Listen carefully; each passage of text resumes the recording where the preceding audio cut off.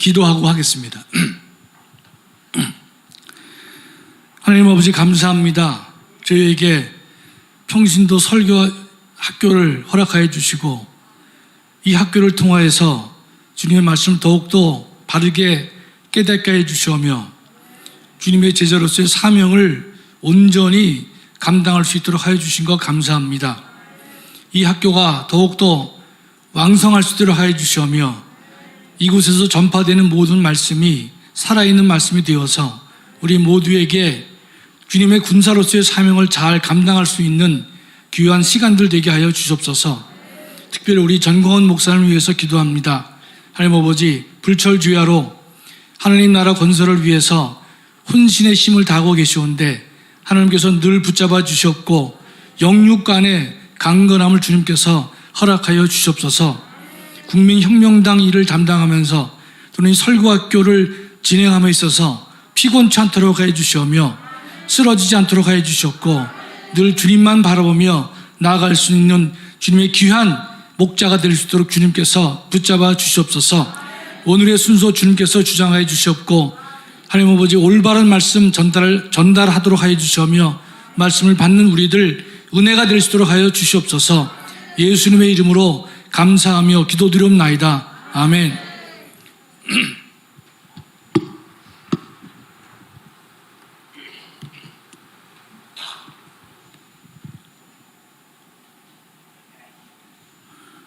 지난 시간에 우리 교수님이 아주 좋은 말씀 많이 해주셨는데 그 레위기에 관련된 상당히 지루할 수 있으면 매우 지루한 내용들인데 아주 재미있게 설명해 주시고 또 여러분들이 많은 은혜를 받으시는 것 같아서 좀 놀랍기도 하고 상당히 도전도 많이 됐습니다. 목사님께서 지난주에 이번 주 토요일 날이 이제 제헌절이기 때문에 그 헌법과 관련돼서 좀 말씀을 전하라고 이제 하셨기 때문에 제가 오늘 제목을요, 이승만과 건국 헌법이라고 해서 제가 말씀을 드리겠습니다. 아마 제가 이 강의를 열심히 잘하면 목사님이 오늘 쉬셔도 되기 때문에 좀 그런 목표로 제가 이제 이끌어 가겠습니다.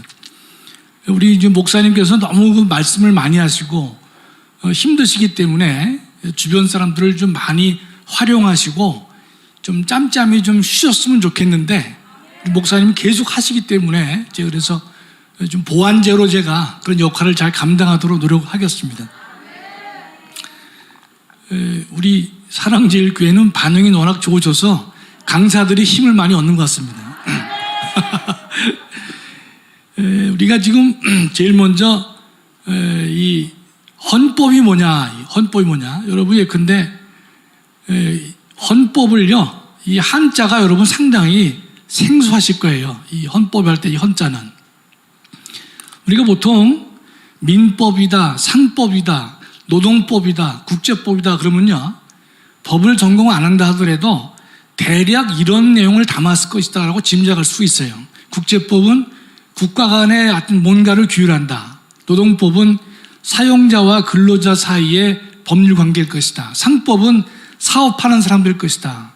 형법은 어떤 것이 죄가 되고 어느 정도의 양형을 가할 것이냐, 뭐 이런 등등을 이제 다룰 것이라는 것을 쉽게 연상할 수 있는데 이 헌법은요, 여러분 그 글자를 보시면 아주 생소합니다.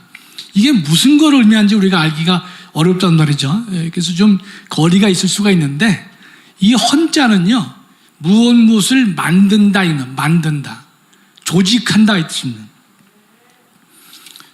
이게 조직한다는 뜻이에요. 조직. 예. 제가 이 펜 사용이 제가 오늘 처음 해봅니다. 그래서 제가 상당히 이것 때문에 떨리는데요. 하여튼 실수가 있어도 좀 잘 양해해 주세요. 예.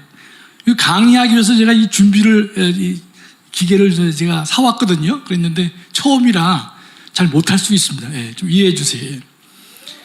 그 헌법은 뭔가를 만든다, 조직한다는 뜻이에요. 예. 여러분이 근데 그러면 대한민국 헌법에 그 헌법은 뭐겠습니까? 대한민국을 만드는 또 조직하는 그러한 법이다. 이렇게 생각하시면 쉽습니다. 이건 아멘 아닐 수 있어요. 여러분 안 하셔도 됩니다. 은혜 받으실 때만 아멘 하시고요. 근데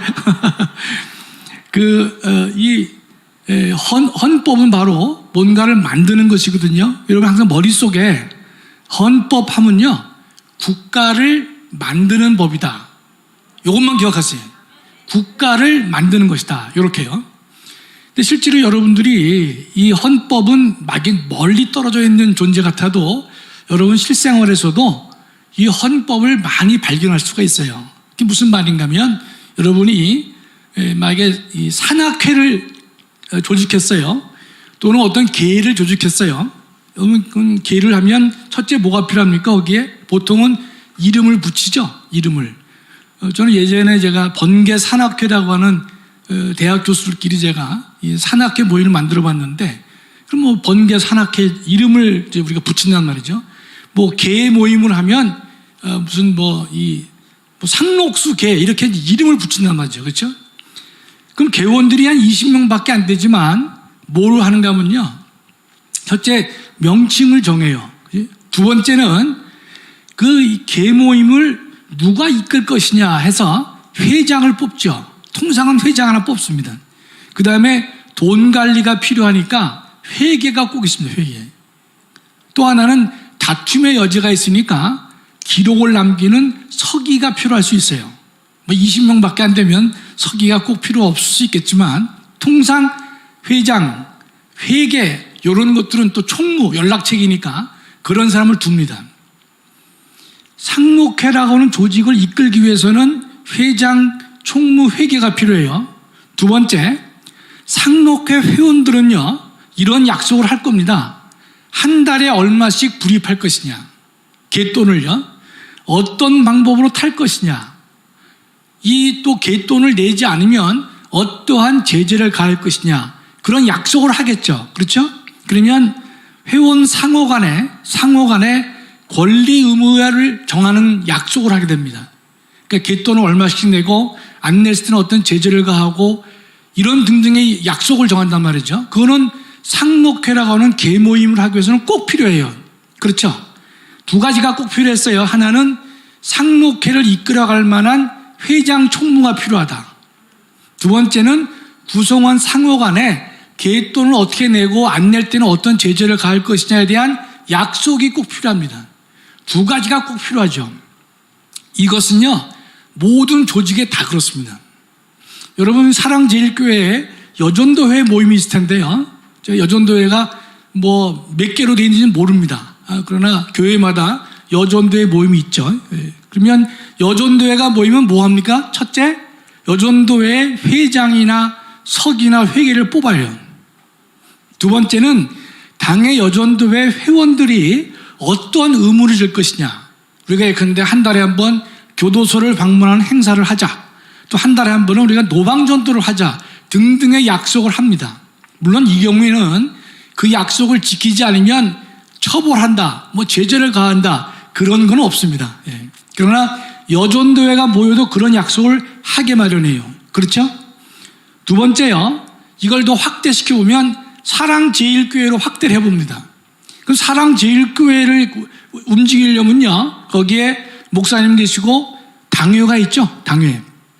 또 시무, 또 집사님도 계시고 권사님도 계시단 말이죠. 또 두 번째는 사랑제일교회가 어떻게 이 제일교회를 운영할 것이냐, 그 원칙을 정합니다. 그렇죠? 따라서 사랑제일교회에도 제가 있는지 모르지만은 통상 교회에 보면 소위 정관이라 그래서 그런 약속 문서가 있습니다. 그러니까 우리가 보통 여전도회는 뭐 정관이라는 거창한 말을 안 쓰고 보통 회칙이다 또는 규칙이다 이렇게 말을 할 겁니다. 작은 단위는 규칙, 큰 조직은 뭐 정관, 회사도 정관이라는 조직을 갖습니다.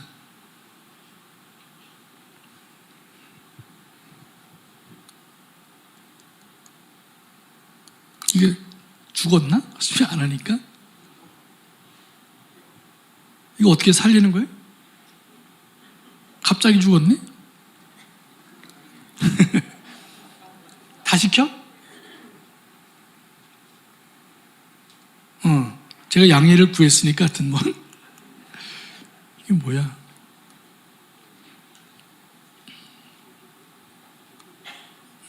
이게 안 쓰니까 잠정적으로 죽었네요, 보니까. 네. 그러니까 여전도회는 보통 회칙이라 그러죠. 그다음에 교회 같으면 정관이라고 하고요. 그다음에 회사도 정관이라고 약정을 합니다. 그럼 회칙이건 규칙이건 정관이군요. 다 뭡니까? 해당 조직을 만들고 완성시키는 기능을 해요. 다른 말로 뭐가 되겠습니까? 그것도 헌법이라고 부를 수 있습니다. 헌법이라고. 다만 헌법은 보통 단체의 규칙에는 헌법이란 말을 안 붙이고 회칙이다, 규칙이다, 정관이란 말로 가름하고 있습니다. 그래서 헌법이란 말은 어디다 붙이는가 하면요, 국가에게만 붙이는 보통 용어입니다. 그럼 여러분, 보통 우리가 개모임에도 회장, 부회장을 뽑고 구성원들 상호 간에 약속을 하잖아요. 그러면 이 거대한 대한민국에는요, 대한민국을 이끌어갈 대통령, 국회의원 등을 뽑습니다. 그렇죠? 두 번째로는 국민 상호 간에는 어떠한 권리 의무가 있을 것이고, 또 국민과 국가 사이에는 어떻게 법률 관계를 형성할 것이냐, 그것에 대한 기본 약속이나 문서가 필요하죠. 그렇죠? 이게 뭡니까? 이게 곧 헌법입니다. 여러분이 머릿속에 헌법은 국가를 만드는 법이에요. 국가에 관한 법이에요. 상록회도 회장이나 이 구성원들 사이에 약속을 정한 것이 있다면 당연히 대한민국이라는 거대한 조직 속에는 대한민국을 이끌어갈 국가기관이 필요하고, 국가기관과 국민과의 관계, 국민 상호 간의 관계에 대한 약속을 정하는 문서가 반드시 있을 것입니다. 그렇죠? 그걸 우리는 헌법이라고 합니다. 헌법이요? 예. 두 번째요. 여러분 여기 보시면 제헌절이 있고 법의 날이 있는데요. 지금 법의 날은 여러분이 잘 모르실 거예요. 5월 1일이 법의 날입니다. 그래서 우리가 그냥 지나가다가 알면 그만이고, 법을 전공하는 사람도 법의 날이 있는지 없는지도 잘 정확히 몰라요. 근데 제헌절, 헌법을 만드는 날이에요. 이게 7월 17일이거든요. 헌법을 만드는 제헌절은요, 대한민국의 5개의 국경일 중에 하나입니다. 여러분, 국경일 보시면요, 여러분, 3.1절이 대표적이죠? 그 다음에 8.15가 있겠죠? 광복절이니까요. 그 다음에 10월 3일에 개천절. 이건 뭐 상징적인 날짜니까요. 그 다음에 우리가 7월 17일이 헌법을 만든 날이에요. 그 다음에 10월 9일 한글날입니다. 요 5개가 대한민국의 국경일입니다. 근데 여러분이 보실 때요, 이런 의문이 없어요? 3.1절, 광복절, 개천절하고 그건 비중이 상당히 큰데 헌법을 만든 날, 제헌절을 왜 국경일로 정했겠느냐 이 뜻입니다.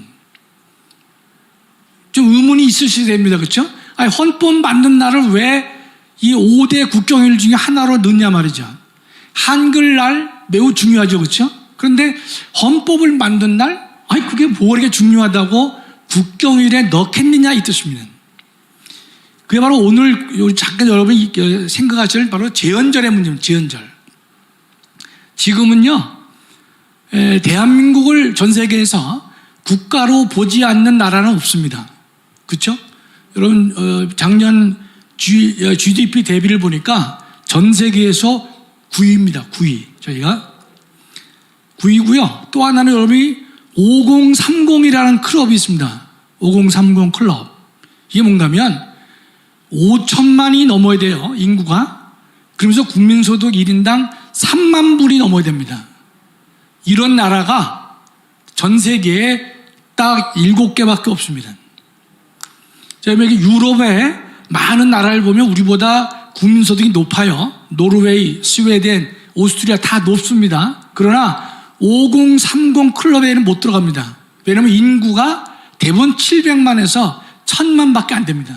유럽의 나라들은 다 작아요. 700에서 1000만밖에 안 됩니다. 그러니까 5천만이 안 되는 거예요. 못 들어갑니다. 여러분, 캐나다 돈 많죠? 좋은 나라죠? 그러나 5030 어림없습니다. 왜 그럴까요? 5천만이 안 되는 거예요. 그 다음에 러시아나 중국은요, 1억이 인구가 많잖아요. 5천만 훨씬 넘지만 이 국민소득이 3만 불이 안 되기 때문에 한 10,000불 정도밖에 안 되기 때문에 5030에 못 들어갑니다. 우리가 재작년까지는요, 전 세계 5030 클럽의 멤버가 6나라입니다. 6나라. 자, 따져볼까요? 미국은 당연히 있었겠죠? 그렇죠? 유럽에서는 영국, 프랑스, 독일, 이탈리아. 요 4나라밖에 없습니다. 유럽은 4나라, 미국 1나라, 동양에서는 일본. 이렇게 6나라만이 5030 클럽의 멤버였어요. 그래서 우리가 작년에 대한민국이 7번째로 가입했습니다. 엄청난 거죠? 스페인도 이어서 가입할 줄 알았는데 아직 안 됐습니다. 그럼 대한민국이 이런 나라예요.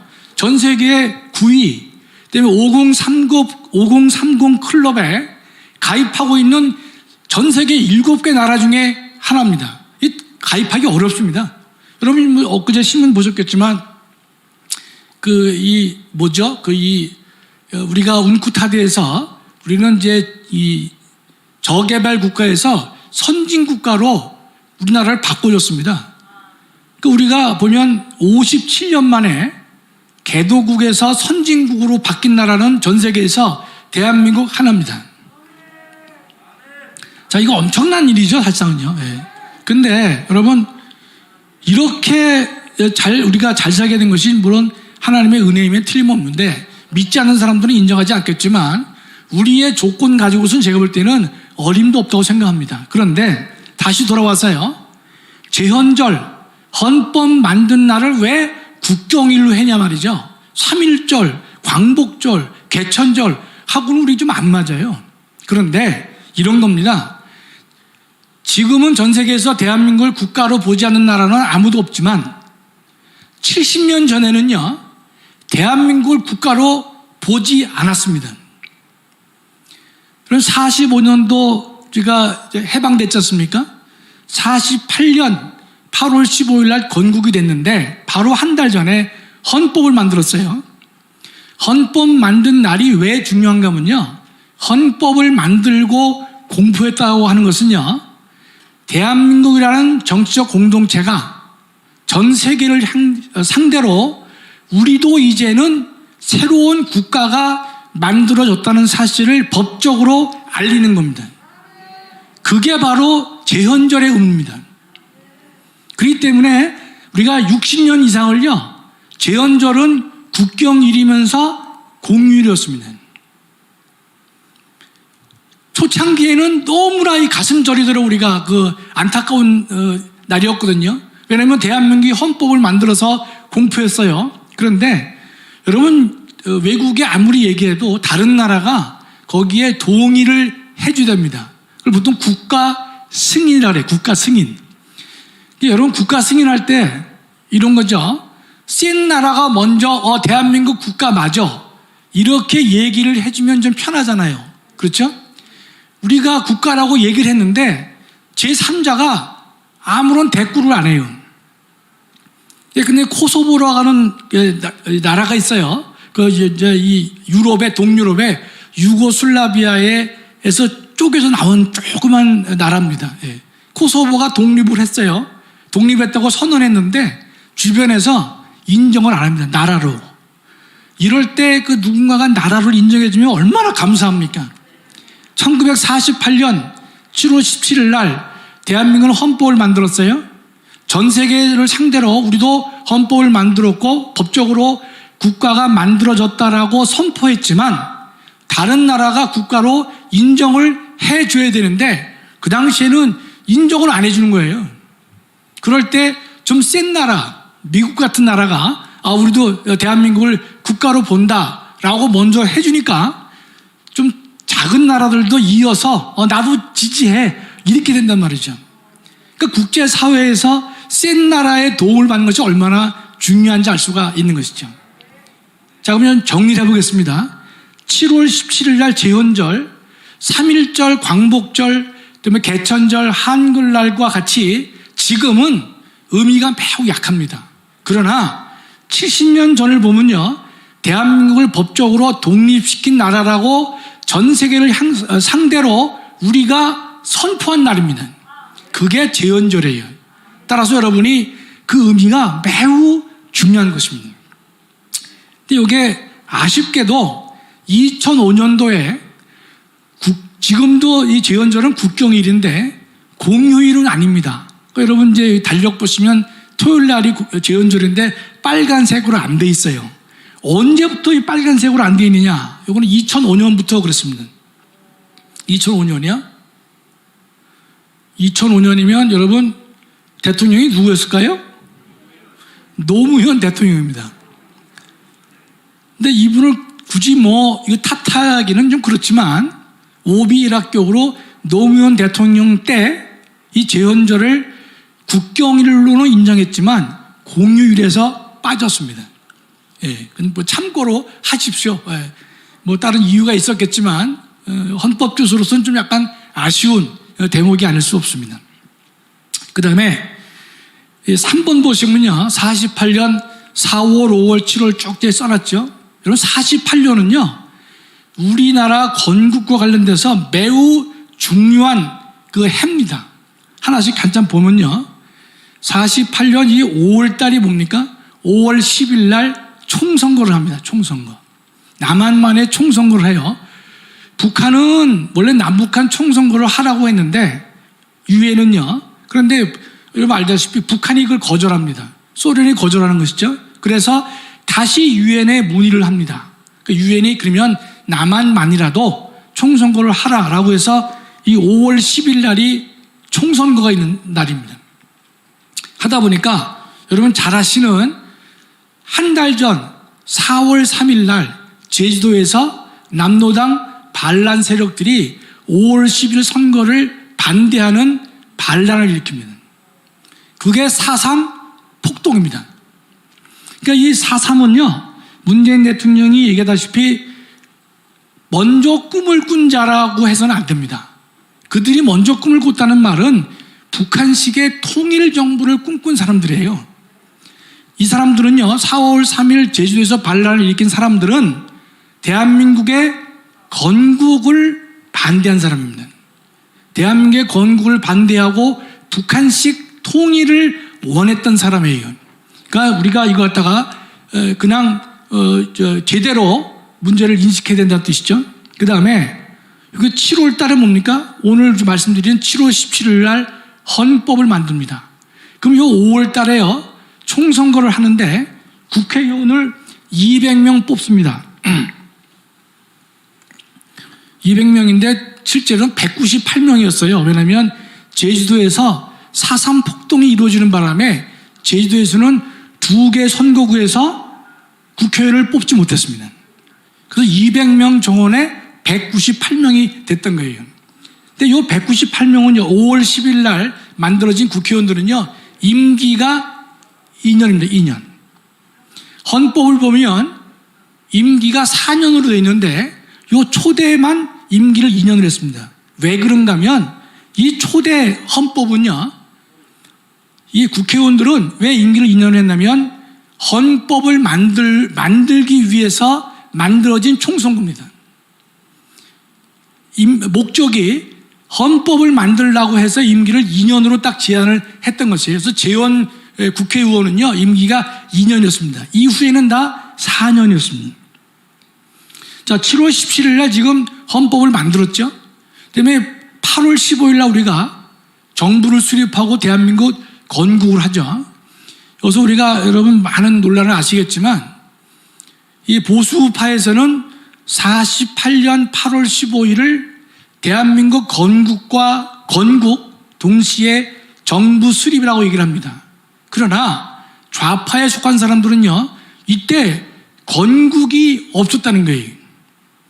그 언제 건국을 했느냐? 이 사람들은요, 1919년 3월 3.1 운동 이후에 만들어진 상해 임시정부, 4월 13일 만들어진 상해 임시정부 때 대한민국이 만들어졌다, 건국을 했다, 이렇게 얘기를 합니다. 이것이 논리적으로 안 맞는다는 사실은 10가지도 더 설명할 수 있습니다. 그건 뭐 제가 설명을 자세히 안 드릴 텐데, 임시정부의 헌법 하나만 알아두세요. 임시정부의 1919년 아닙니까? 25, 6년간 대한민국 독립을 위해서 임시정부의 멤버들이 고생을 많이 했습니다. 그랬는데 그때요 어떤 결정을 하냐면 임시정부에서 건국준비위원회를 만듭니다. 그게 뭐겠습니까? 임시정부가 끝날 때쯤 되니까 대한민국 건국을 위한 모임을 하기 위한 위원회가 필요하다. 건국준비위원회를 만들었어요. 그 말은 뭡니까? 임시정부는 대한민국 건국이 아니란 뜻이죠. 임시로 됐는데 임시로. 그래서 대한민국 우리가 해방이 되면 대한민국을 만들겠다. 건국을 하겠다라고 한 거예요. 그게 우리 이제 역사에 다 나와 있단 말이죠. 여러분 그거 하나만 기억해 두세요. 뭐 국민영토 혹은 논외로 하고 일단 임시정부가 40 몇 년도에 우리가 이 새롭게 건국을 위해서 준비하겠노라 건국준비위원회가 만들어진 것이 따라서 1919년을 건국으로 본다? 그는 전혀 설득력이 없는 겁니다. 지금 아쉬운 것은 지난번에 이명박 대통령 때 건국 60주년 행사를 하려고 했는데 그 좌파들이 반대해서 못했어요. 그래서 제가 개인적으로 이명박 대통령 쏙 좋아하진 않아요.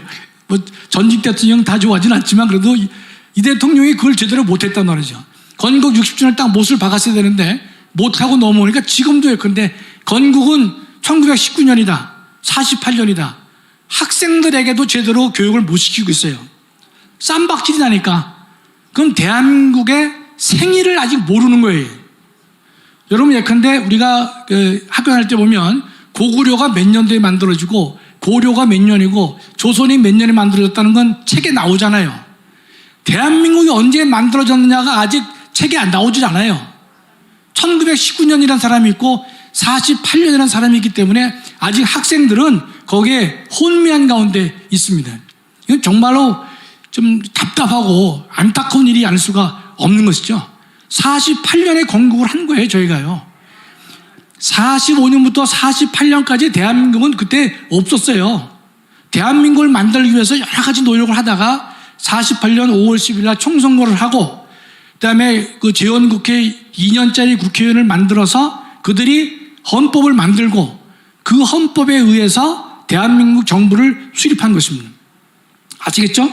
그래서 8월 달이 우리가 이제 8.15인데 지금 이제 우리가 이 건국의 의미가 약해진 이유 중에 하나가 이제 이승만 대통령이 45년 8월 15일 날 우리가 해방됐는데 48년 8월 15일 날로 맞추려고 노력을 많이 했어요. 날짜가 같다 보니까 많은 국민들은 48년 8월 15일을 기억을 잘 못합니다. 뭐만 기억하죠? 45년 8월 15일만 기억해요. 그러니까 8월 15일이 뭐냐면 해방된 날로 생각해요. 8월 15일이요. 모든 국민들이 일제로부터 해방된 날을 주로 생각한단 말이죠. 근데 만약에 이승만 대통령께서 이제 이 정부 수립을 할 때 8월 15일로 안 하고 만약에 10월 1일로 했다. 그러면 우리는 해방은 8월 15일, 건국은 10월 1일 딱 될 텐데 대통령께서 이제 같은 날로 가능하기 위해서 8일로 했는데 이것이 이제 잘못 왜곡되다 보니까 모든 사람들은 8월 15일 그러면 해방된 날로 기억하고 대한민국이 건국된 날이라는 사실을 어떻습니까? 상당히 좀 혼미한 가운데 있습니다. 예. 그러나 하여튼 8월 15일 날 대한민국은 건국이 된 것입니다. 그 다음에 이 9월은 뭔가 하면요. 8월 15일 날 나라가 세워졌잖아요. 근데 9월 12일 날 대통령이 근무하는 중앙청에 인공기가 개항됩니다. 북한 인공기가. 그래서 이게 중요한 인공기 사건이라 그래요. 그만큼 남한에는 북한을 지지하는 세력들이 많았던 것이에요, 그 당시. 그래서 대통령 집무실이 있는 건물에 북한의 인공기가 개항되고 밤에는요 서울 시내 인근에 담벼락에 조선민주주의 인민공화국 만세라고 하는 벽보가 붙어 다녔습니다. 그런 일이 발생했던 거예요, 여러분. 우리가 대한민국이 시작된 다음에도 그런 일이 있었습니다. 근데 9월을 했죠. 10월은 뭔가 하면요. 자, 그 한 달 뒤 10월 19일에요. 10월 19일 날은 여수 순천 반란 사건이 발생한 날입니다. 여수 순천 반란. 그 여수 순천 반란은 뭐냐? 제주도에 남로당 반란 세력들이 워낙 거세게 반항을 합니다. 하다 보니까 육지에 있는 군대가 거기에 파견되지 않고서는 진압이 어렵다고 정부가 판단했습니다. 그래서 이 육지에 있는 군대에게 명령을 해서 제주도에 가서 이 남로당 반란 세력들을 진압하라고 명령을 내려요. 그 부대가 어디냐? 여수의 제14연대입니다. 14연대. 그런데 그 10월 19일 날이요, 군인들이 출동 명령을 거부하고 거기서 반란을 일으켰어요. 그래가지고 어떠면 그 장교들 이런 사람들을 20몇 명을 죽입니다. 그래서 그 반란군이요, 여수시를 점령합니다. 여수시청에다가 인공기를 개항해요. 그게 반란 사건이에요. 요거는 군인이 반란한 거예요. 4.3 사건은 남로당 세력이 반란한 거지만 10월 19일 날 여수 내 반란 사건은 군인들이 반란했어요. 여러분들이 이상하지 않아요? 어떻게 군인이 반란하냐 말이에요. 군인이. 여러분, 군인이 반란한다는 게 이해가 잘 안 되죠. 여러분, 이런 배경을 갖고 있었어요. 대한민국은요, 병역법이 49년에 만들어졌어요. 48년에는 병역법이 없어요. 징병제가 아니었단 말이죠. 그러니까 많은 사람들이 군대에 자원해서 임유로 들어갈 수 있었어요. 징집을 안 했습니다. 병역법은 49년에 만들어졌어요. 49년에. 그러니까 그 당시 수많은 간첩들이 있었는데 경찰이 수사를 하잖아요. 수사망이 좁혀지면요, 이 사람들이 군대로 들어갔습니다. 그러니까 군대로 들어가니까 경찰이 수사를 멈췄습니다. 하다 보니까 이 군대 내에 소위 말하는 좌익들, 빨갱이가 많이 있었던 것입니다. 그래서 군대 내에 이 붉은 세력이 많이 존재하게 됐던 것입니다. 그럼 이 반란을 일으킨 여수의 그 군인 반란 세력들이요, 한 4,000명 됐는데 합세를 해가지고 여수를 점령했죠. 바로 뒤이어서 순천까지 점령했습니다. 순천까지. 순천시에도 인공기를 개항했습니다. 그리고 그 근처에 뭐 곡성, 뭐 구례, 그걸 다 점령했다고 하지만 그건 우리가 잘 모르겠고 논외로하고요. 여수 순천은 군인들이 반란을 일으켜서 인공기를 개항하고 조선민주주의 인민공화국 만세를 불러가지고 한 군인 반란 세력이 10월 19일에 있었습니다. 근데 지금요, 더불어민주와 국민의힘이 바로 6월 18일인가요? 얼마 전에 여수 순천 반란 사건에 대해서 특별법을 통과시켰습니다. 4.3 특별법을 통과시킨 이후에 여수에 대해서도 특별법을 통과시켰습니다. 거기에 보면 수형자, 그 당시 군인이 반란을 일으켜가지고 법원에 재판을 받아서 유죄가 난 수형자를 희생자로 볼 수 있도록 조항을 만들었습니다. 그 조항이 들어가 있습니다. 제가 확인을 했습니다. 그러니까 그런 식으로 좀 이게 흘러가고 있단 말이죠. 그러면 4월 3일에 제주 폭동은 남로당이 일으킨 반란이고 10월 19일에 일으킨 여수 순천은요, 대한민국 군인이 반란을 일으킨 겁니다. 자, 그래서요, 12월 달에요, 국가보안법을 만든다. 국가보안법. 여러분, 이제 여기 보면 제가 글씨를 잘 못 쓰는데 오늘 처음 해서 그래요. 죄송합니다. 국가보안법인데요, 여러분, 이 당시에는요, 대한민국 형법이 없었어요. 48년 초에 대한민국 형법이 아직 안 만들어졌어요. 그럼 뭘 가지고 대한민국의 질서를 유지했느냐? 그때는요, 일본의 의용 형법, 일본 형법이지 않습니까? 일본 형법을 우리가 따다가 대한민국에 적용을 함으로써 치안 유지를 했습니다. 형법이 없어요, 형법이. 그랬는데 12월 8일인가 이승만 대통령이 국가보안법을 제정합니다. 제일 먼저. 왜 그런가 하면요, 그만큼 국가 자체의 존립의 위험성을 느꼈기 때문에 형법이라고는 일반법을 만들기도 전에 형법의 특별법인 국가보안법을 만들었던 것이. 이거 상당히 중요한 대목입니다, 실제로. 예. 보통 보면 일반법을 만들고 그것으로 안 되기 때문에 특별법을 만들게 되거든요. 그런데 12월 8일 날 대한민국이 제일 먼저 형법 만들기 전에 국가보안법을 만든 것이. 여러분, 국가보안법을 잘 명칭을 기억해 보세요. 국가 자체를 지키기 위한 법이에요. 국가보안법이죠. 그렇죠? 대한민국이라는 나라가 풍전등화에 놓일 수 있었기 때문에 이승만 대통령이 제일 먼저 국가보안법을, 형법은요 53년에 만들어집니다. 53년에 제일 먼저 국가보안법을 만든 것이에요. 그만큼 우리나라가 매우 어려웠던 것입니다. 근데 우리가 참 감사한 것은요, 이승만 대통령이 국가보안법을 만들어서 지금 그 당시 국회 내에 있었던 국회의원들의 간첩 국회의원들, 그 국회 뿌락지 사건이라고 하는데 국회 내에서도 이 공산주의자가 있었던 것이에요. 그래서 그 사람들은요 6.25가 터지니까 대부분 월북했습니다. 국회의원들이. 근데 이 당시 이승만 대통령이 국가보안법을 만들어서 대한민국 군인 전체를 한번 다시 체크를 해본 거예요. 이 빨갱이가 없는지 간첩이 없는지 체크를 해서 잘못된 사상이 이상한 군인들을 다 솎아냅니다. 그걸 보통 숙군 정책이라고 그래요. 여러분, 중요한 것은요 48년 12월에 국가보안법을 만들고 49년에 군대 내에 있는 잘못된 군인들, 사상이 이상한 군인들을 솎아냈죠.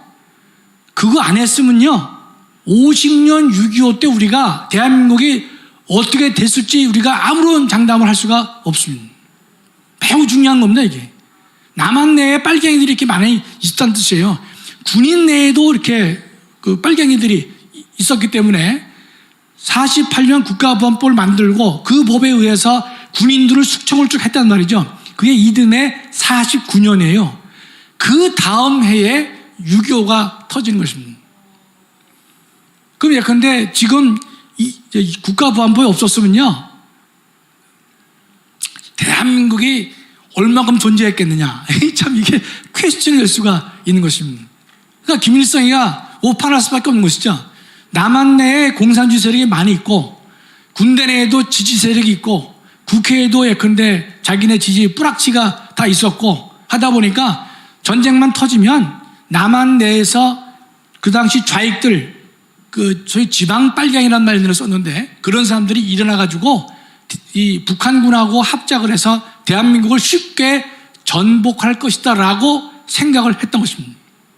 그래서 우리가 이 48년은 여러분 우리 역사에서 매우 중요합니다.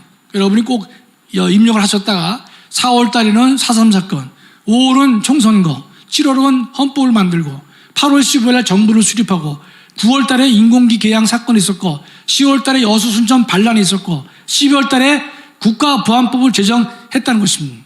그래서 대한민국은 지금도 이렇게 굳건하게 지킬 수 있지 않았겠나. 물론 하나님께서 다 역사하셨다고 개인적으로 믿는데 그런 아슬아슬한 상황이 많이 있습니다.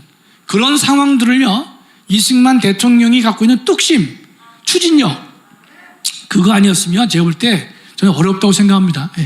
우리 정강원 목사님이 가신 부시면 제가 정강원 목사님을 4월 달에 제일 먼저 처음 뵀는데 옛날에는 늘 TV에서 잠깐만 보여줄 때 보면 늘 부정적인 얘기 하시는 것만 텔레비에서 보여주잖아요. 그래서 저는 저분은 좀 과격하다, 좀 합리성이 있을까라고 생각했었는데 4월 달에 만났으면 얼마 안 됐죠. 한 3개월 됐는데 뵈니까 제가 이 교인으로서 목사님 신앙 얘기하면 결례겠지만 믿음도 제가 볼 때 참 올바르시고 그다음에 또 이 철학도 상당히 정당하고 옳고 그래서 많은 분들이 우리 전 목사님을 따르지 않나 이런 생각을 제가 하고 있습니다.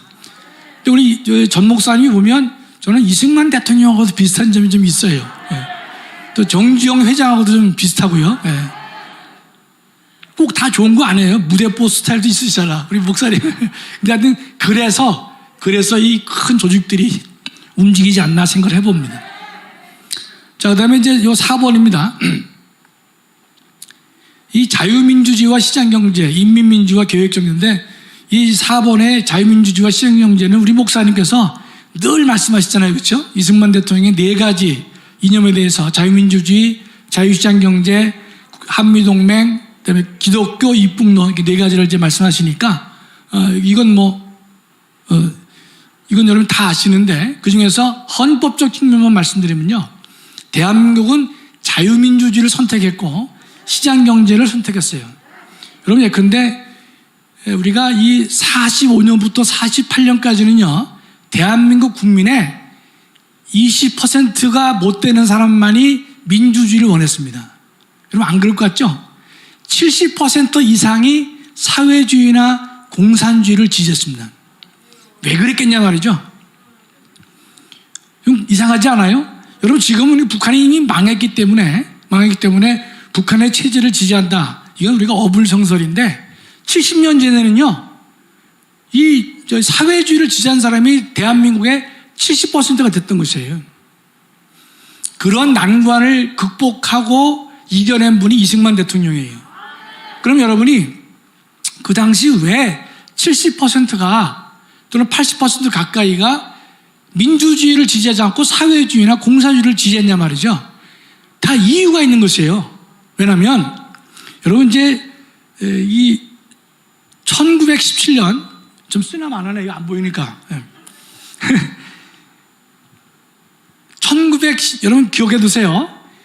1917년이라는 횟수는 매우 중요한데요, 전 세계에서 공산국가가 제일 먼저 처음으로 만들어졌습니다. 그게 1917년입니다. 소련이 지구상에서 제일 먼저 처음으로 만들었습니다. 요거 여러분 암기하기가 어렵지 않은 게, 1919년이 뭐가 있었죠? 대한민국에 3.1운동이죠. 그다음에 그해 4월 달에 임시정부가 만들어졌잖아요. 그러면 1917년에 러시아가 소련이 됐습니다. 세계 최초의 공산국가가 됐어요. 그럴 때 그 사람들이 내세운 슬로건이 뭔가면, 노동자 농민이여 단결하자, 이 뜻입니다. 그 말이 뭔가면, 노동자와 농민의 나라를 만들자, 이 뜻입니다. 만들겠다, 이런 뜻이에요. 그러면요, 대다수의 사람들이 그 구호가 어떻습니까? 마음에 와닿아요? 아니면 와닿지 않아요? 와닿죠? 예. 네. 와닿다고 얘기를 해야 그 정상이에요.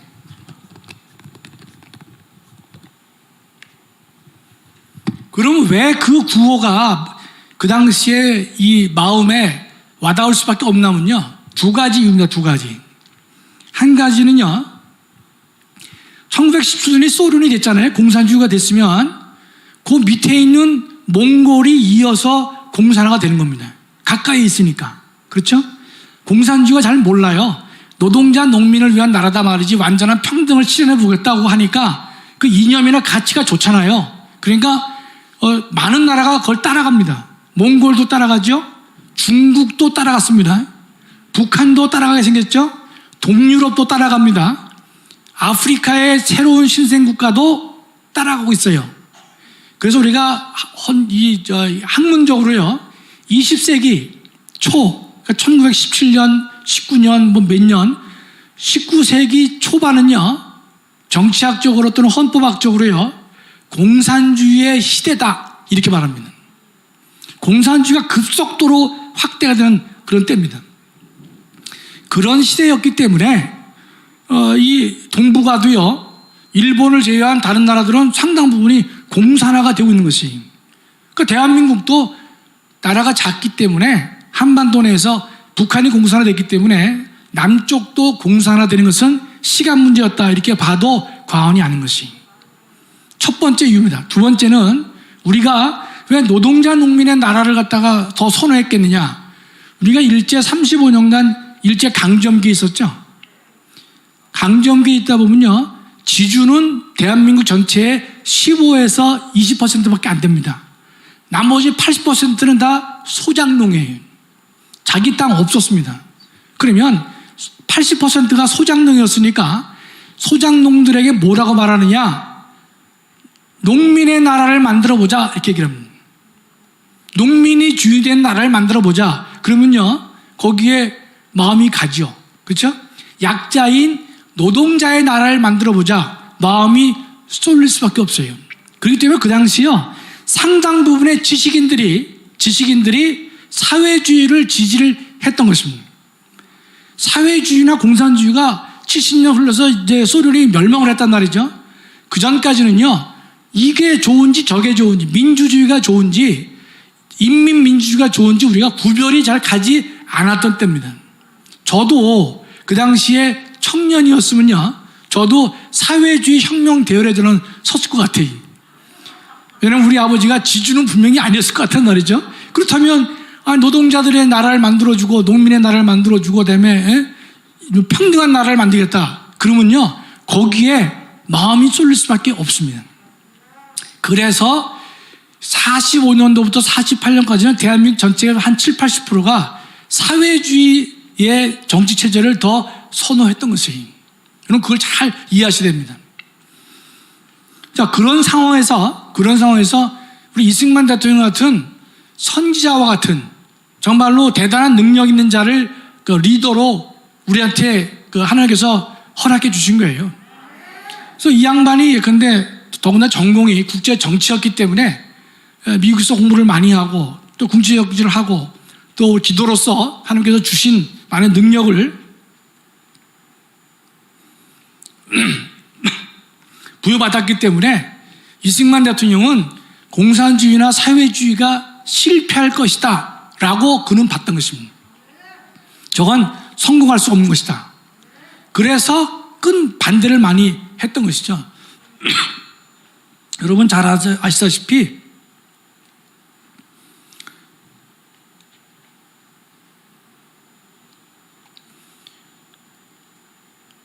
그 당시 군정하에서 미국은 좌우 합작, 그러니까 이 인민민주주의를 지지하거나 북한을 지지하거나 또는 남한을 지지하거나 그 두 정치 세력들이 한 자리에 모여서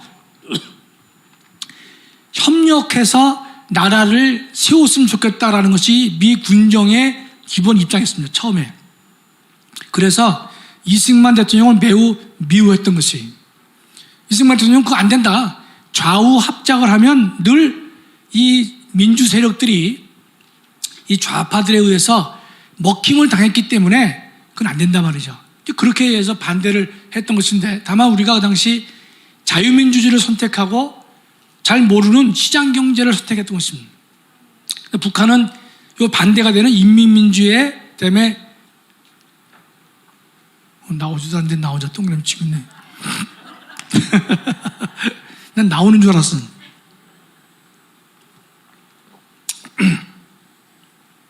자, 그 다음에 다섯 번째요. 무상몰수, 무상분배. 아니, 여기요. 이거 봐. 요거만은 글자는 안 써지더라도 글씨는 올려줄 수 있잖아. 글씨. 그것도 안 돼? 제목, 목차.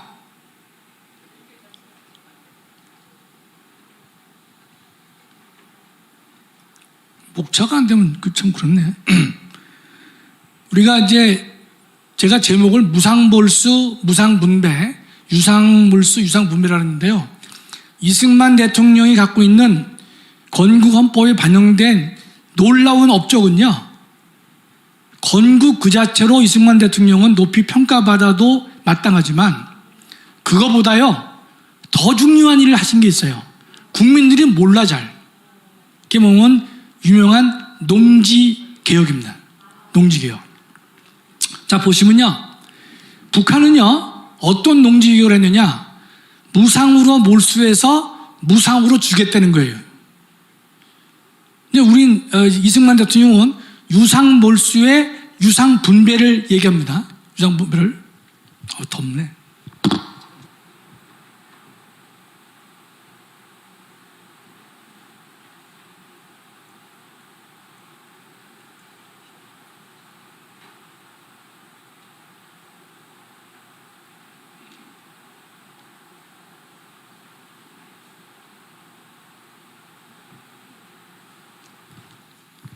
이 농지계획에서 북한은요, 무상몰수에 무상분배를 해요. 그러면 잘 보세요. 무상으로 이 농지를 뺐으니까 지주들이 기분 나쁘죠. 북한은요. 그러나 농민들은 좋아해요. 무상으로 주니까. 무상으로 땅을 주니까 좋아해요. 근데 대다수가 농민이기 때문에 무상분배가 훨씬 더 좋아 보이죠. 남한은 어떻게 했냐면 지주들의 땅을 그냥 뺏는 게 아니라 이 땅을 몰수하면서 국가가 채권을 발행합니다. 일정 금액을 보장해 주겠다. 물론 그 금액이 지금과 같이 완전 보상은 아마 아닐 겁니다. 그러나 이 보상을 준다고 그랬어요. 그랬는데 이 농민들한테는요, 무상 분배를 한 게 아니라 유상 분배를 합니다. 그러면 어떤 이제 그 시각이 있냐면, 봐라, 북한이 훨씬 잘한 거 아니냐 말이죠. 그건 무상으로 줬단 말이지. 우리는 유상 분배를 해요. 유상 분배의 내용은 이렇게 되어 있습니다. 소출의 30%를 나라에 내야 됩니다. 남한은 5년간 내야 돼요. 5년간 내면요, 자기 땅으로 해주겠다는 거예요. 자기 땅으로. 그리고 해줬습니다. 북한은요, 무상분배를 해줬어요. 그런데 뭐 30%, 40%의 소출을 이제 국가에 냈는데 5년 후에 전면 국유화를 했습니다. 그러니까 개인에게 땅이 귀속됐나요? 안 됐습니다. 처음에는 무상 분배를 했는데 좋은 구호였죠. 5년 지나서 북한에 있는 모든 국민들의 농지를 다 뺏어서 국유 또는 공유화했습니다. 남한은 유상 분배를 했지만 5년 동안만 소출의 30%를 내면 그 땅을 본인 거로 해줬던 것이에요. 자, 그러면 대한민국에서는요, 남한에서는요, 한 사람도 30%를 5년간 내지 않아서 땅을 빼앗긴 사람은 없습니다. 왜 그렇겠어요?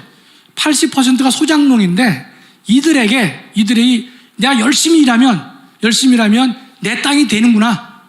참자 말이죠. 다 그러지 않았겠습니까? 여러분, 이게요, 세계사에서 중요한 겁니다. 왜냐하면 브라질이나 멕시코도 농지개혁을 했어요. 그랬는데 그 개혁이 잘 안 됐습니다. 왜냐하면 땅 많은 대지주들이 반대하는 것이. 땅 많은 대지주가 반대하면 그 개혁이 쉽겠습니까? 어려워요. 우리가 이럴 때는 뭐 이 탱크로 밀고 나와가지고 근데 꼼짝 마라. 그렇지 않고서는 바꿀 수 없는 상황. 개혁이 어렵거든요. 근데 브라질이나 이 멕시코에서는 농지개혁을 실패합니다. 그래서 대한민국은 농지개혁을 성공리에 끝납니다. 이게요, 그 이후에 박 대통령이 산업화를 시킬 때 대한민국의 가장 중요한 원동력이 된 겁니다. 80%가 자기의 땅을 가지고 있는 것이에요. 그 전까지는 80%가 자기 땅 조금도 없었습니다. 세습되면서 일종의 소작농은요, 천형, 하늘이 준 벌이에요. 그렇게 살았는데 이 이승만 대통령이 농지개혁을 성공리에 완성시킴으로 해가지고 대한민국의 80%가 자기가 농사질 수 있는 땅을 가지게 되었다는 것입니다. 여러분, 대단히 중요한 겁니다.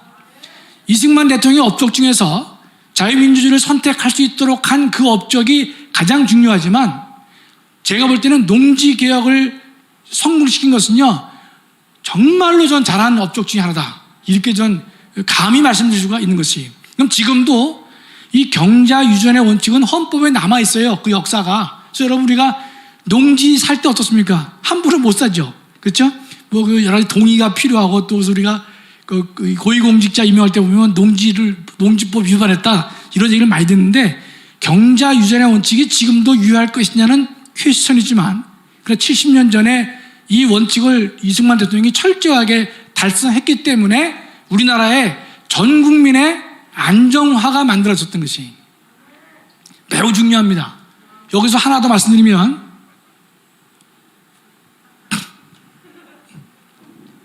여러분, 김성수 씨라고 있죠? 김성수.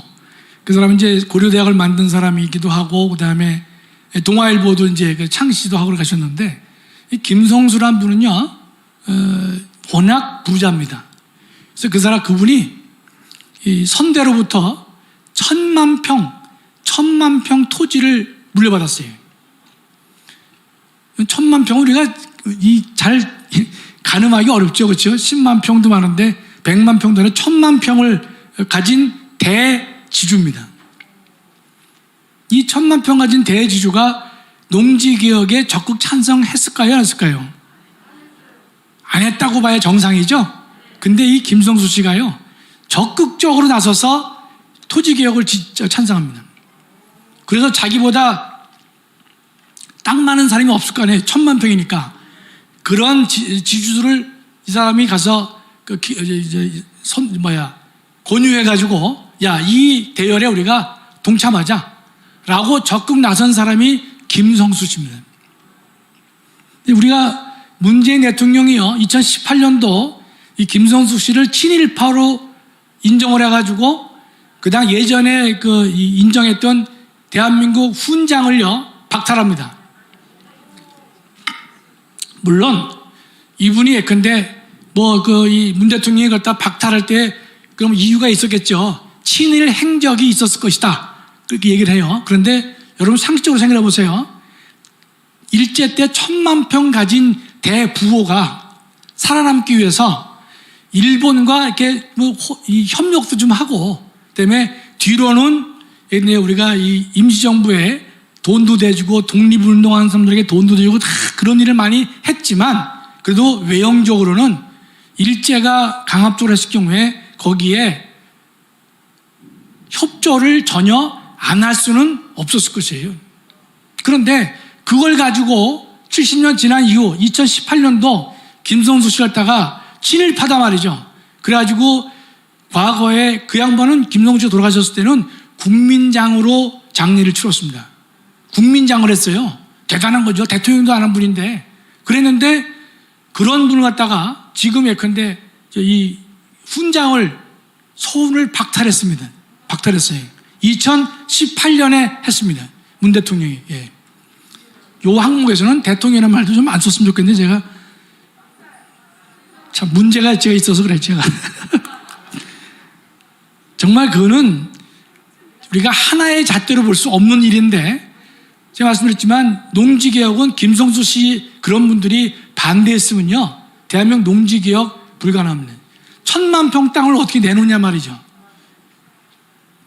그 다음에 6번째는요, 대통령제다 그랬는데, 우리가 이제 여러분 정부 형태를 보시면 대통령제도 있고 의원 내각제도 보통 있는데, 그 당시 헌법을 만든 유진호 선생은 의원 내각제로 하자라고 초안을 냈어요. 나중에 이제 이승만 대통령이 그걸 반대해서 대통령제로 했거든요. 제가 한 30년 전, 40년 전에 헌법을 총 공부했을 때에는 왜 의원 내각제로 하지? 이승만 대통령이 이거 갖다가 강제로 해가지고 왜 대통령제를 이렇게 만들었느냐에 대해서 그 당시 한 40년 전에는요, 좀 부정적으로 봤습니다. 이승만 대통령에 대해서. 의원 내각제를 했으면 제왕적 대통령도 없어도 되고 이렇게 등등 했었는데, 지금 돌아보면요, 이승만 대통령의 대통령제 선택은 탁월했다, 이렇게 제가 고백하지 않을 수 없습니다. 왜냐하면 두 가지거든요. 두 가지. 한 가지는 당시의 북한 세력들과 맞대응하기 위해서는 남한의 정치 공동체가 하나의 강력한 리더십에 의해서 뭉쳐지지 않으면 안 될 것이다 라고 봤던 이승만 대통령의 해안이 뛰어나 있듯입니다. 두 번째로는 신생국가에서는 통상 보면 대통령제를 많이 선호하거든요. 왜냐하면 나라의 경제 발전을 하기 위해서는 강력한 리더십이 필요할 것이다 라고 봐서 그렇습니다. 그렇다면 70년 전에 북한과의 대립관계, 두 번째 신생국가를 신속하게 발전시키기 위해서는 리더십이 필요할 것이다 라고 봐서 대통령제를 선택한 것은 대단히 훌륭한 결단이다, 이렇게 제가 생각을 바꾸게 됐습니다. 그 다음에 왜 안 내려가나 아래가? 이거 어떻게 내리지 이거를?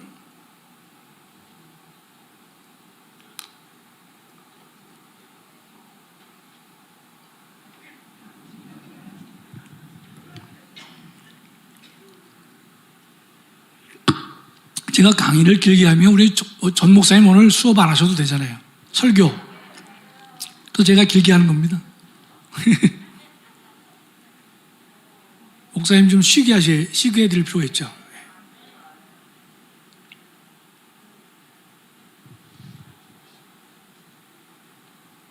여기 지금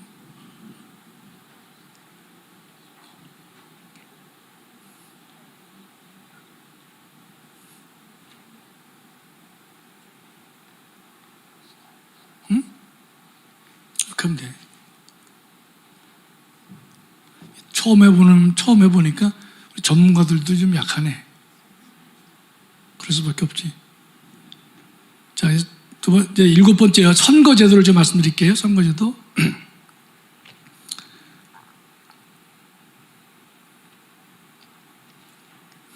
여러분, 근데 자, 5월 10일 날 선거했죠. 48년도 5월 10일 날 총선거를 했는데 선거하려면 선거 규칙이 필요하죠. 그렇죠? 그래서 그래야 그 당시 국회의원 선거법을 만들었어요. 그거 누가 만들었겠냐 말이죠. 그때 국회가 없었잖아요. 그렇죠? 그래서 47년도에 미군정이 그 과도 입법 의원, 뭐 여러분 외우실 필요는 없습니다. 그렇죠? 정확히는 남조선 과도 입법 의원이다. 그런 조직을 선거를 통해서 만들었습니다. 또 일부는 이제 미군정이 임명을 했어요.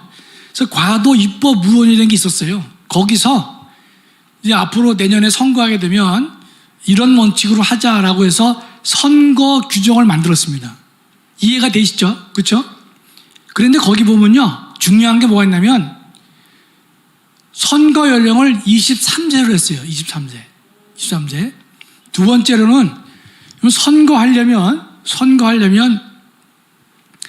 여러분 선거 임명부를 가서 체크하시죠. 선거제 자기 임명부 가서 이름을 확인하죠. 그렇죠? 확인한 다음에 거기다 이제 뭐 도장을 찍거나 이렇게 한단 말이죠.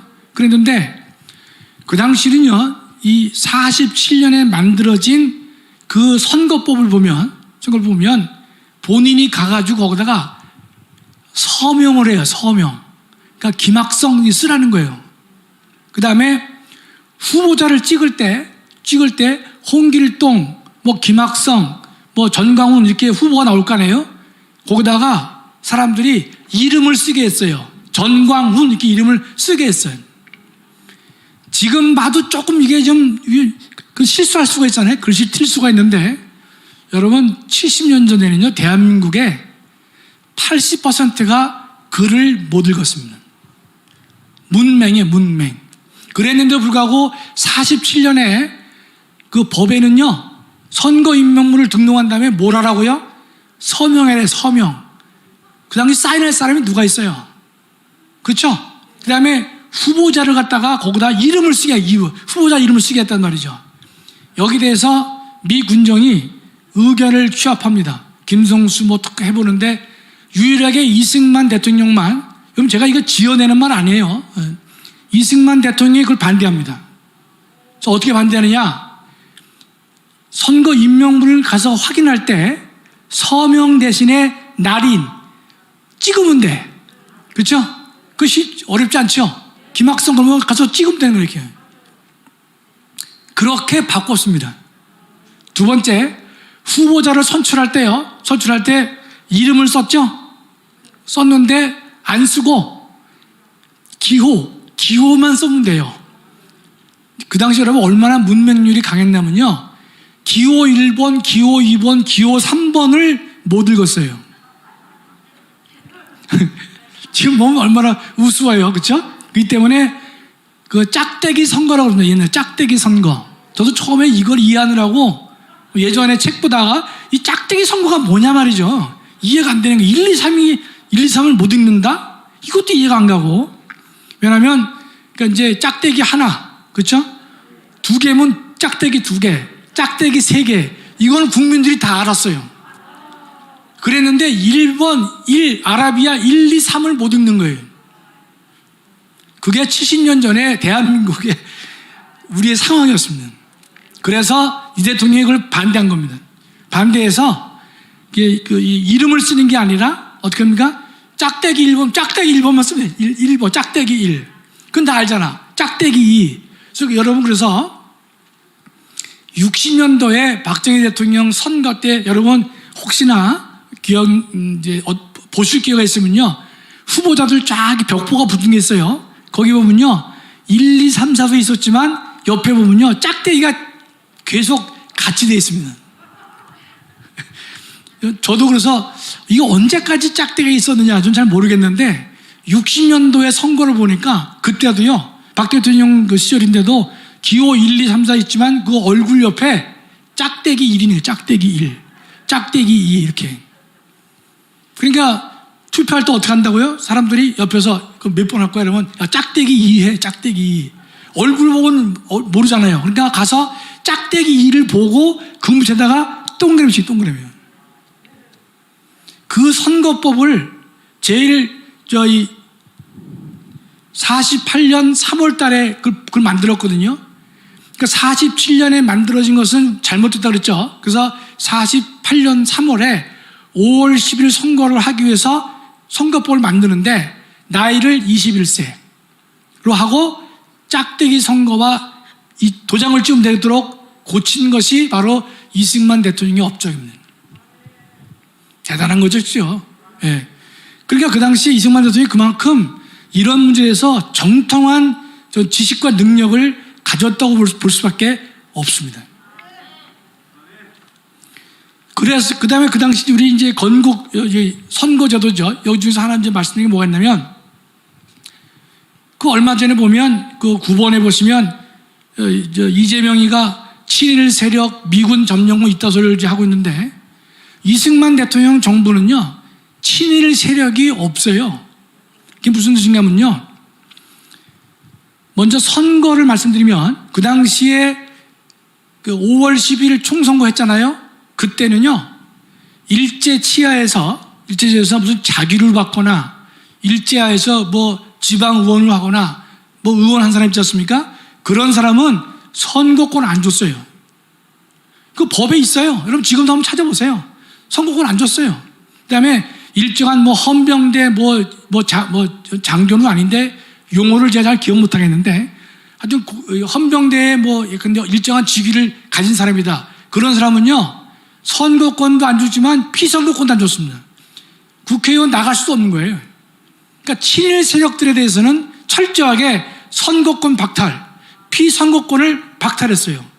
근데 무슨 이승만 대통령을 갖다가 친일 세력이라고 그래요? 그건 말이 안 되지 않습니까? 그렇죠? 법적으로 증명이 안 되는 거죠. 두 번째로는 이승만 대통령이 된 다음에 내각을 구성했는데, 내각 구성은 전원이 항일 투사여 독립 투사였습니다. 일제에 관여한 사람이 거기에 들어갈 틈도 없습니다. 이승만 대통령은 뼛속 깊은 반일 세력이란 말이죠. 정부에 한 명도 없던 것이에요. 산부 요인도 다 이제 항일 운동을 한 사람들이에요. 다만 이건 있어요. 일제 치하에서 면서기를 했거나 뭐 이런 등등의 잔잔한 그걸 공직이라고 할 수도 있겠지만 그런 일을 한 사람들이 있을 거 아닙니까? 그런 사람들은 갖다 썼어요. 어떻게 쓰게 되냐? 미 군정이 대한민국에서 어떤 일을 하려고 하는데 80%는 글을 못 읽잖아요. 그러니까 면석이라도 한 사람을 갖다 써야 일이 될 거 아닙니까? 그 당시 대한민국은 맨 바닥. 그리고 맨 바닥에서 헤딩한단 말 하잖아요. 아무도 없었어요. 80%가 1, 2, 3을 구별 못하는 그 정도의 우리가 문명이었단 말이죠. 그러니까 면석이라도 한 사람은 글자를 좀 읽잖아요. 그렇죠? 그런 사람을 갖다 쓴 거예요. 그러면 그런 걸 썼다라고 뭐라 그러는데, 근데 여러분 대한민국을 우리가 이끌어 만들어 가는데 면석이는요 대한민국의 주요 정책을 판단할 수 있는 지위에 있지 않습니다. 있지 않잖아요. 대통령이나 내각이 결정하는 것이고 산부 요인이 중요한 인물인 것이지, 면석이 정도에 해당하는 사람을 갖다 썼다 그래가지고 그거를 친일 세력하고 손을 잡았다? 이거는 내용도 틀리고 모든 비판이 잘못된 것이죠. 그 정도의 사람을 쓸 수밖에 없었는 거예요. 중요한 것은 그런 사람들은 대한민국 국가정책을 좌우할 만한 위치에 있지 않았다는 것이에요. 따라서 우리가 뭐 친일 세력과 그 당시에 결탁을 했다? 그건 말도 안 되는 얘기가 되는 것입니다. 이해가 되시죠? 그 다음에 9번 보시면요. 미군 점령, 소련 해방을 했는데 실제로 45년 8월 15일 날 우리가 해방됐는데 소련은 바로 먼저 들어왔습니다. 대한민국 북한에. 그러니까 소련은 예컨대 2차 대전을 잘 보시면요. 2차 대전은 두 개의 큰 그룹이 싸움을 했어요. 하나는 미국, 영국, 소련이 또 프랑스도 포함되지만 미국, 영국, 소련, 프랑스가 독일을 상대로 해서 싸운 게 2차 대전입니다. 이게 유럽서 벌어졌어요. 동시에 이 동북아에서는요, 일본하고 미국이 싸웠습니다. 그러니까 미국은요, 독일하고도 싸우고 일본하고도 싸웠습니다. 그러니까 미국이 소련에 대해서 뭐라는가 하면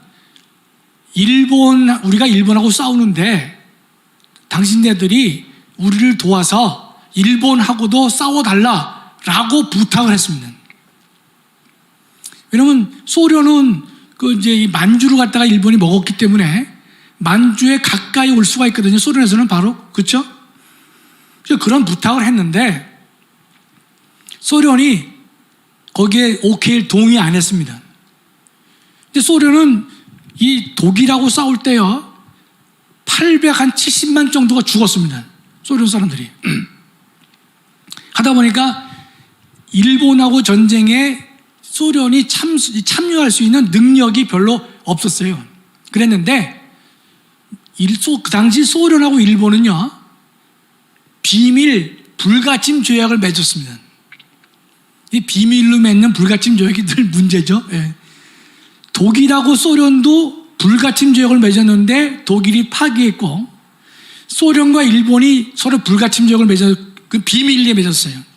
그랬는데 소련이요 우리 목사님 맨날 강조하시는 45년 8월 6일 날 히로시마에 원폭이 터졌잖아요. 그렇죠? 원폭 터지고 나서 사흘 뒤인가 이틀 뒤에 소련이 일본과 맺은 비밀 조약을 파기합니다. 왜? 원자 폭탄 떨어진 거 보니까 일본이 곧 멸망할 것이라고 본 거예요. 그래서 소련이 비밀 조약을 파기하고 일본과 전쟁을 선포합니다. 그럼 며칠 싸웠느냐? 8일 싸웠습니다. 8일. 그죠? 그러니까 히로시마 이후에 나가사키까지 폭탄해서 일본이 손을 들었잖아요. 그 사이에 소련은 8일 동안만 일본과 싸우고 승전의 지위를 차지한 것이. 그러니까 소련 사람들이 딱 계산해보고 내려왔단 말이죠. 그러니까 45년 8월 15일 날 일본이 항복하니까 한 달도 안 된 사이에 소련이 이 북한으로 들어옵니다.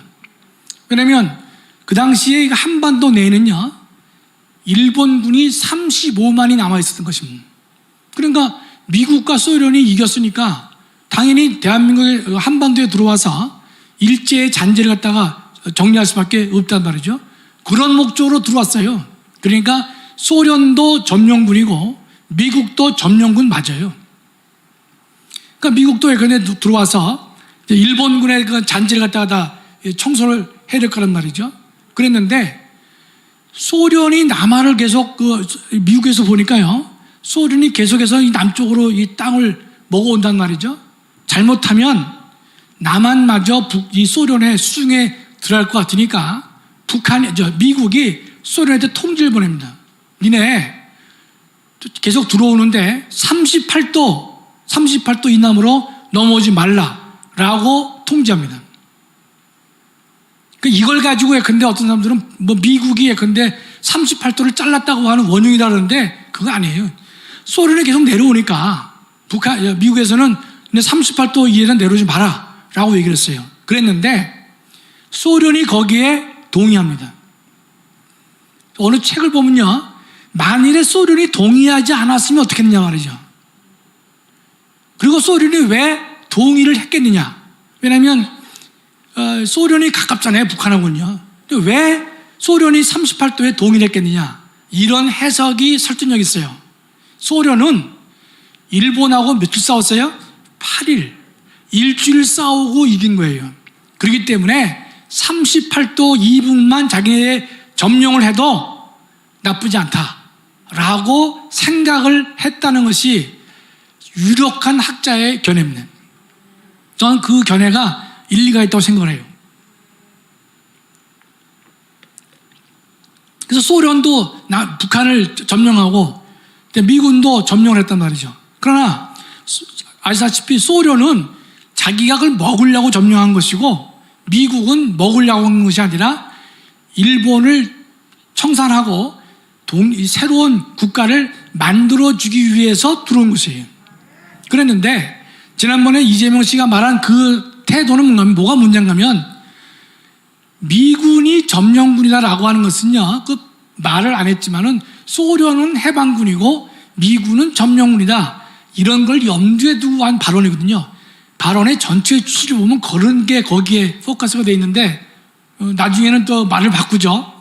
그러니까 미군도 그 당시 점령군으로 돼 있는데 내가 뭘 틀렸느냐 하지만 사람의 말은 아다르고 어다른 것이고 그 전체의 분위기에 따라서 얘기가 달라진 것인데 우리가 동의하기 어려운 그런 대목입니다. 그렇죠? 그 다음에 제가 요 10번을 제가 했는데 이게 뭔가면 지금 우리 국민혁명당이 이제 만들어져서 이제 당원 이제 우리가 모집을 하고 있는데 제가 이제 우리 목사님께서는 1000만 당원 이렇게 말씀을 하시잖아요.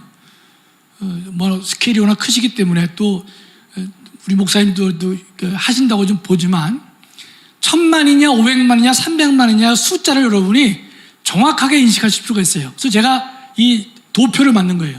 제가 앞으로도 계속해서 이거를 기회가 될 때마다 말씀을 드리려고 하는 것이, 왜냐하면 우리가 목표가 분명하고 그 목표가 어떤 의미를 주는지를 알아야 된다는 뜻이에요.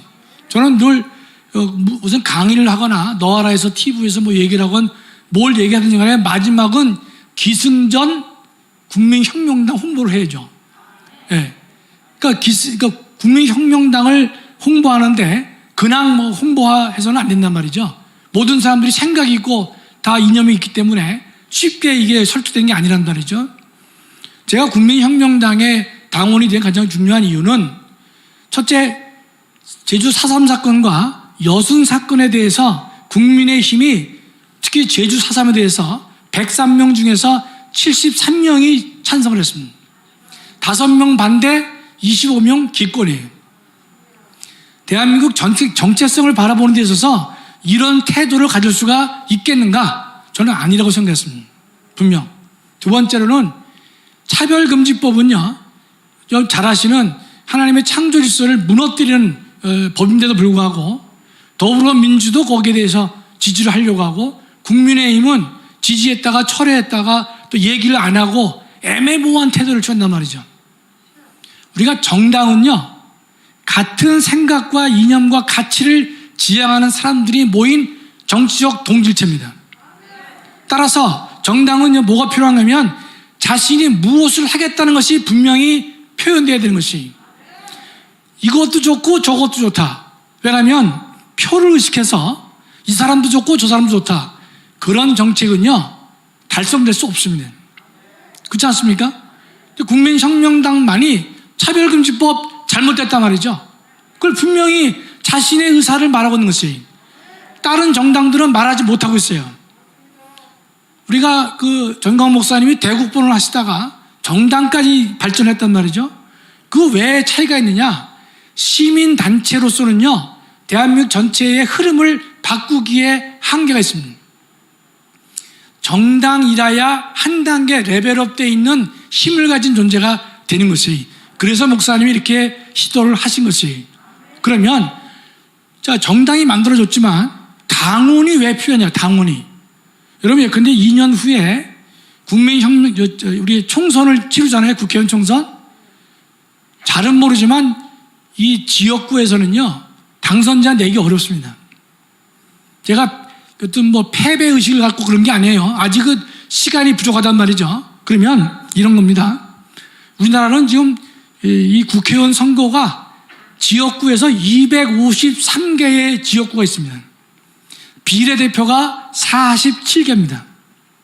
그런데 요번 지난번 4.15 총선에서 적용된 선거법은요, 그건 되게 엉망이고, 제가 예전에도 글을 쓰면서 읽을 필요도 없고, 이건 너무 조잡하다 말이죠. 그런데 다행히 그것은 지난번 선거 때만 적용되는 법이었습니다. 그래서 분명히 고쳐야 됩니다. 그 못을 박았기 때문에. 그러면 253에 47석 아닙니까? 그럼 253석 지역구는요, 크게 변동이 없다라고 좀 봅니다. 왜냐하면 이런 국회의원 선거구 줄이기가 대단히 어렵습니다. 그렇죠? 자기 선거구는 줄이지 말고 남의 선거구 줄인다면 찬성할지 몰라도 자기 선거구가 줄어들면 뭐 펄펄 뛰고 단식하고 할 거란 말이죠.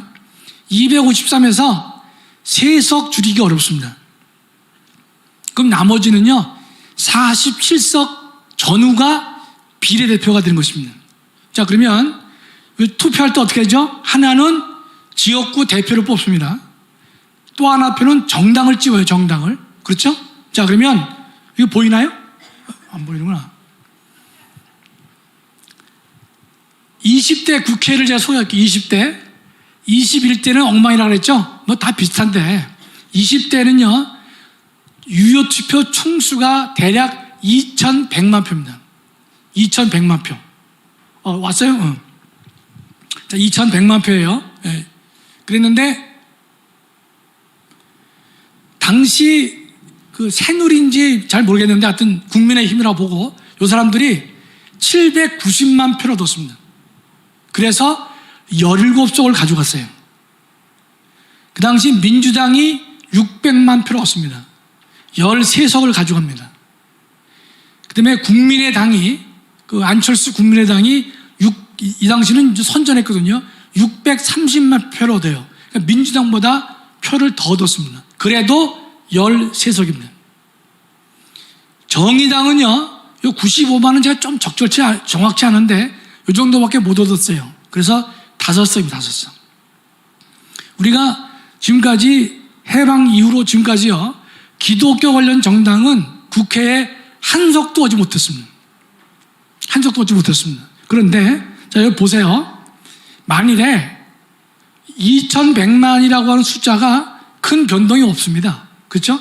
요새 뭐 출산율도 떨어지는데 이게 뭐 더 확 늘어나지 않단 말이죠. 2,100만을 잡고 만약에 이 국민혁명당 당원이 300만이다, 500만이다, 1000만이다 이렇게 가정을 해본단 말이죠.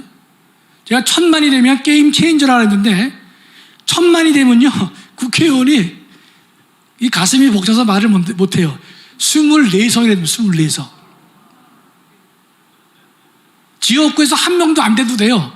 국회의원 24명이 되는 거예요. 24석이나 되는 거예요. 맞죠? 그러면 500만만 돼도요, 600만이 13석이니까 500만 되면요, 12석 정도는 충분히 확보될 수 있습니다. 자, 여기에 어떤 표가 올 수 있냐면요, 당원들은 당연히 국민혁명당을 지원합니다. 당원인데 지지하지 않는다, 그건 좀 우리가 논리 모순이죠. 그런데 선거는요, 1인 2표이기 때문에 첫 번째 표는 자신의 지역구에서 당선될 사람을 뽑습니다. 주로 그래요. 국민혁명당이나 정의당이 되기가 어려운 이유 중에 하나는 그것이 우리가 세월이 지나서 혁명당이 근데 교섭단체를 구성하고 여러 가지 활동을 많이 하면 그때는 지역구에서도 당선자가 나올 수가 있겠지만, 당장은 더불어와 민주당과 국민의힘이 양당 체제로 가고 있기 때문에 그 중에서 다수대표제이기 때문에 1등 할 사람을 뽑지 3등 할 사람 잘 손이 안 갑니다. 그러나 영남이건 호남이건 간에 우리 크리스찬으로서 야, 1등은 지역구는 이 사람을 뽑았지만 정당은 미안하니까 국민혁명당 지지해주자, 그런 사람이 전 나온다고 봐요. 당원은 아니지만. 그렇다면요, 당원이 500만이 된다. 그러면요, 실제로, 장담은 할 수 없지만, 실제 선거에서는요, 500만을 넘는 지지가 올 수가 있다는 것입니다. 엄청난 효과입니다, 실제로. 따라서, 지금 300만, 500만 이걸 갖다가 여러분이 이런 목표를 가지고 우리가 당원 확보를 하고 새 가족을 초대해야 될 것이, 그냥 막연하게 혁명당 들어와 달라 말이죠. 이렇게만 말하면 너무 막연한 것 같아서 사람들이 좀 움찔할 수가 있거든요. 이런 수치가 좀 필요하다고 생각합니다. 그런데 여러분, 여기 제가 교섭단체라는 말을 썼죠. 국회는요, 국회의원이 20명만 되면요, 교섭단체라는 걸 허락해 줍니다. 이 교섭단체가 되고 안 되고는요, 매우 중요한 차이가 있습니다. 여러분, 지금 TV에 보면요, 늘 누구만 나오는가 하면 민주당 원내대표하고 국민의힘 원내대표가 만나서 밥 먹고 회의하는 것만 나와요. 그렇죠? 정의당도 지금 정의당이 현재 6석입니다. 6석. 근데 이 6석 중에서요, 한석만 지역구입니다. 심상정. 이 사람만 지역구에서 됐고, 5명은요, 비례입니다. 비례. 그러니까 그만큼 되기가 어렵다는 뜻이에요. 그러니까 우리도 좀 시간이 좀 필요하지 않겠나, 이런 생각을 한단 말이죠. 그랬는데, 정의당은 그래도 국회의원이 6명 되니까 정의당 대변인의 이야기를 하면 TV에 나옵니다. 공당에서 국회의원이 6명 되니까요. 또 국민의당 안철수가 하는 것도 TV에서 나오죠. 거기도 국회의원이 있단 말이죠. 그런데 지금 교섭단체가요, 를 구성하면요, 20명 이상이 되면 우리 국회법에는 교섭단체를 구성한 정당의 대표자가 만나서 의사 일정과 모든 것을 합의하도록 되어 있습니다. 엄청난 고난이 되는 거예요. 따라서 여러분, 정의당은 국회의원이 있지만 교섭단체가 안 되기 때문에 그 멤버가 될 수 없습니다. 그 멤버는 몇 석입니까? 20석. 20석만 되면 교섭단체가 되는 거예요. 그러면요, 1000만은 꿈의 숫자지만 보면 우리가 20석이 되면요, 이 국민혁명당의 원내대표가 더불어와 국민의힘과 셋이 만나서 의사일정을 결정할 수 있는 지위가 법적으로 보여야 됩니다. 아마 우리 정광훈 목사님이 기도하시면서 꿈꾸시는 것이 여기까지가 아닌가 저 생각을 하는 거예요.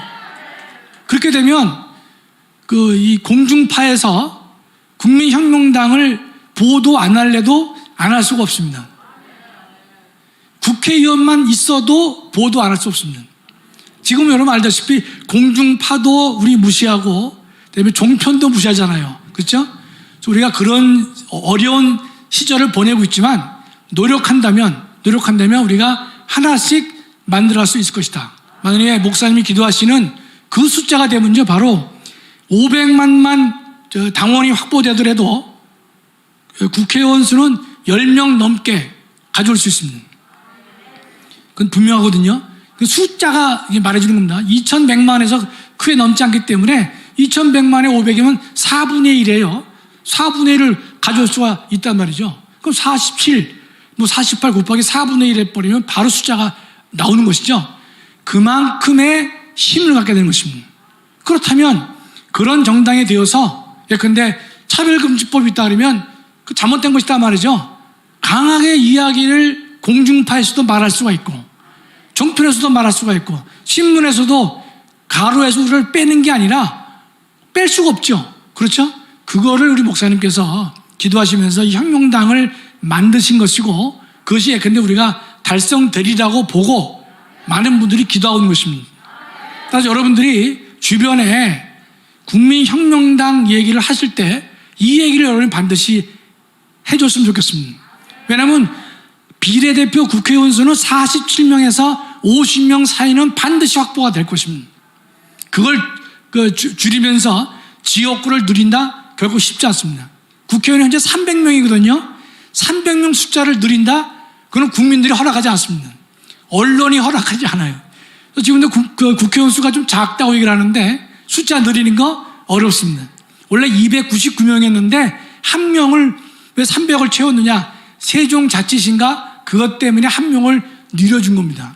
그래서 300명인데 300명 숫자를 더 확대하기는 어렵습니다. 지역구 253을 더 줄이기도 어렵습니다. 그러면 이 비례대표의 47석에서 50석까지의 비례대표는 그대로 존치가 될 것이다. 그렇다면 2100만 분의 500만 표 하면 몇 석? 2100만 분의 300만이면 몇 석? 숫자가 나옵니다. 그렇게 여러분이 본인들이 먼저 확신을 가지시고 그거를 이웃에게 전파하신다면 야 이거 될 수 있겠단 말이죠. 여러분 목표라는 거 하는 것은 우리가 남을 설득할 때는 가능성을 제시하면서 설득해야 따라오는 것이지 막연하게 국민혁명당만 도와달라 이래서는 마음이 움직이지 않습니다. 그러니까 우리가 원칙에 의한다면 이 4.3 특별법을 통과시킨 국민의힘 대한민국 정체성을 갖다가 모호하게 만든 사람들은 동의하기 어렵다. 또 하나님의 창조 질서를 어긋나게 하는 이 차별금지법을 지지하려고 하는 정당 따라갈 수 없단 말이죠. 그러니까 우리는 이 길밖에 없는 것이다. 그걸 분명히 우리가 할 필요가 있는 것이죠. 비록 좁은 길을 하더라도 성경은 좁은 길로 가라고 얘기했단 말이죠. 그렇게 우리가 가는 것이고 세상적으로도 목표가 우리는 분명합니다. 300만, 500만, 1000만 됐을 경우에 획득할 수 있는 정치 세력, 국회의원 수가 단순 숫자로 나옵니다. 그거를 이웃에게 제시하면서 들어와서 함께하자라고 한다면 조금 더 설득력이 있지 않을까 이런 생각을 하게 되는 것입니다. 자 그러면 이제 맞춰도 되겠죠? 예, 일단 장시간 말씀 들어주셔서 너무 감사하고 오늘 강의가 좀 유익한 강의가 됐으면 대단히 고맙겠습니다. 감사합니다.